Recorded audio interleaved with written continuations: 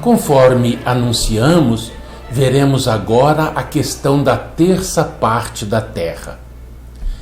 A quantidade terça parte da terra, aqui mencionada, forma um contraste com o que se lê no capítulo 7, versículo 1, em que 4 anjos seguravam os 4 ventos nos 4 cantos da terra, para que estes não soprassem sobre a terra, nem sobre o mar, nem sobre árvore alguma. Já pensaram como pode ser esse fenômeno, ficar sem ar em todos os cantos da terra? Aqui, na primeira trombeta, 1/3 não representa a figura completa, o que denota que, aos seus efeitos, ou os efeitos do toque dessa trombeta, só uma parte da terra é afetada. Quando o Israel da antiguidade se volta ao paganismo ou adoração de qualquer ídolo, Deus envia seus profetas como trombeteiros para chamar o povo de volta ao poder celestial.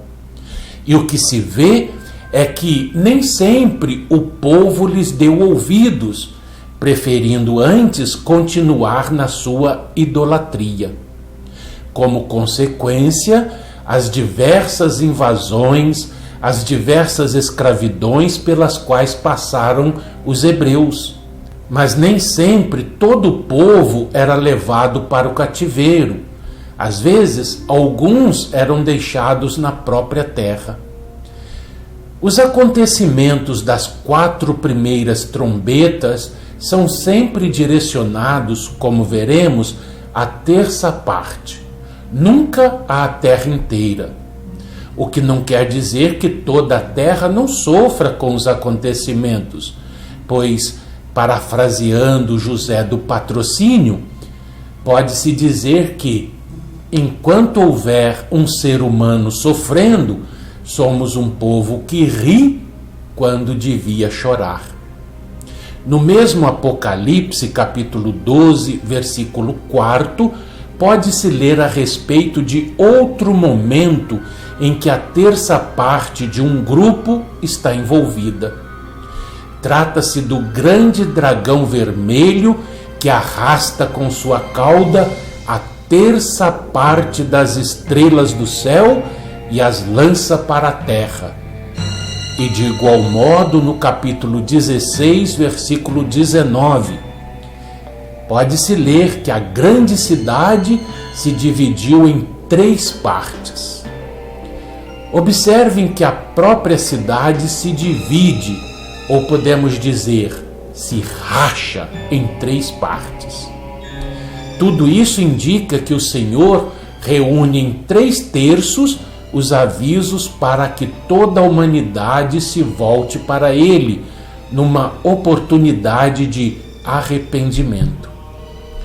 Outro símbolo interessante que traz a chave para o entendimento do texto é quando diz que árvores e a erva verde são queimadas. No Velho Testamento, com bastante frequência, os homens são equiparados a árvores. Assim, no Salmo 1, versículo 3, Salmo 52, versículo 8, Salmo 92, versículos 12 a 14, em Isaías, capítulo 61, versículo 3, em Jeremias, capítulo 11, versículos 16 e 17, e capítulo 17, versículos 7 e 8, em Ezequiel, capítulo 20, versículos 46 a 48, e Daniel, capítulo 4, versículos 20 a 22, e também são comparados a ervas, como no Salmo 72, versículo 16, Isaías, capítulo 40, versículos 6 a 8, e capítulo 44, versículos 2 a 4.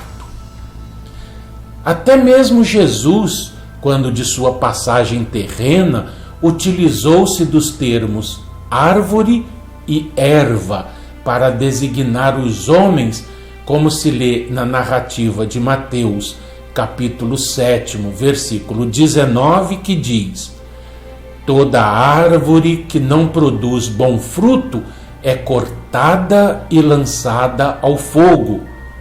E em Lucas, capítulo 23, versículo 31, quando o mestre, a caminho do Calvário, falando às mulheres que lamentavam o fato, diz: se em lenho verde fazem isto, que será no lenho seco?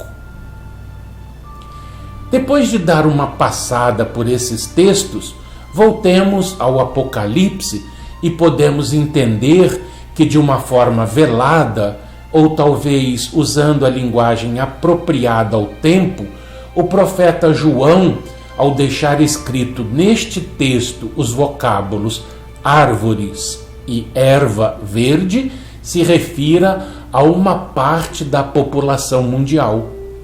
E essa parte seria exatamente aquela que ainda não está amadurecida espiritualmente.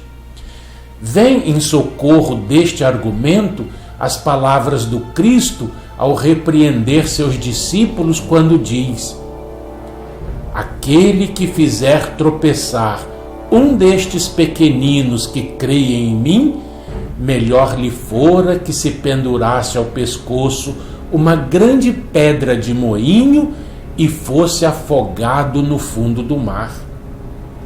O mestre não se referia somente aos pequeninos do corpo humano, como o texto da narrativa evangélica num primeiro momento faz entender, mas também e com maior ênfase aos pequeninos da fé, isto é, aqueles que estejam dando os seus primeiros passos na espiritualidade para o entendimento da mensagem que o Cristo veio trazer ao mundo. A narrativa evangélica é completada por esta outra, também de Mateus, capítulo 25, versículo 40. Em verdade vos afirmo que sempre que fizestes caridade a um destes meus pequeninos irmãos, a mim a fizestes. E ainda estas anotadas por Lucas no capítulo 10, versículo 21 da sua narrativa evangélica. Graças te dou, ó Pai, Senhor do céu e da terra, porque ocultaste estas coisas aos sábios e entendidos e as revelaste aos pequeninos. Mais claro que isso, impossível. E não podemos nos esquecer do Evangelho de Jesus, pois este é de uma riqueza tamanha. E nós aqui não esquecemos e não deixamos que vocês se esqueçam. Mas que pena que o mundo anda tão esquecido dele, não é? Mas nós não. Então, no próximo programa, nós daremos continuidade ao estudo do Apocalipse de Jesus, que é o Evangelho moderno.